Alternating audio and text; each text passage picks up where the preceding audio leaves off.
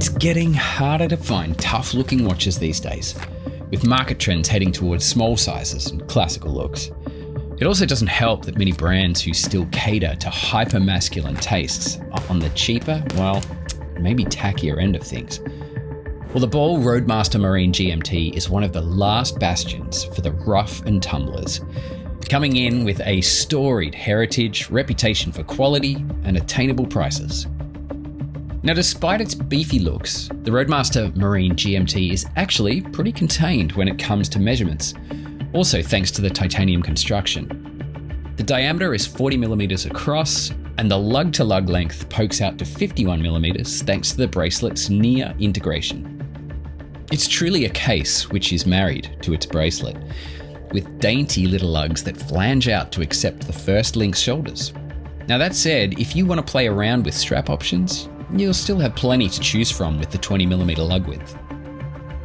The dial and bezel are where most of the watch's character comes from, especially with those detents in the bezel which give off an industrial cog-like look. The dial is bold and brash thanks to broad metallic hands with just thin strips of lume. But you don't need to worry about lack of visibility in the dark. One of Ball's calling cards in the tool watch area is the use of tritium microgas tubes, each of them permanently glowing without the need of UV charging. They will begin to fade after about 12 years, however, you'll hopefully be getting the watch serviced by then, at which point the tubes can be replaced. The small glass containers also make up the huge digital numerals at 12, 6, and 9, as well as the individual hour markers. The functionality of the Roadmaster Marine GMT does cover a lot of bases, as its multidisciplinary name suggests. The Roadmaster part refers to the Ball Watch Company's history with the railroad, represented here with the use of a chronometer certified movement. The Marine part is backed up by a water resistance rating of 300 meters.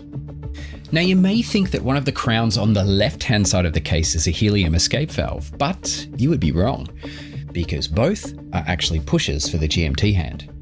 Now, Ball have a unique locking system for the pushers to prevent you from accidentally changing the GMT hand when you don't want to. So, you rotate it forward one click to unlock it, and to lock it again after use, you rotate it again one click forward. Nice. The loomed bidirectional ceramic bezel insert also offers up another time zone display with a rotating 24-hour room. The Ball RR1203C is the caliber which powers the watch, and it's based on the ETA 2893-2. Ball have definitely made some customizations though, with their own GMT module installed and a decorated rotor as seen through the SAPPHIRE caseback. It beats at 4 Hz over a 38-hour power reserve, features a day-date display, and the COSC certification guarantees an accuracy of -4 to +6 seconds per day. Now, this particular model of the watch I have with me today is a sublime marine green. But let me just say, you are going to be spoiled for choice if this colorway does not float your boat. Ball have no less than 23 color options to choose from, including meteorite dials. Decisions.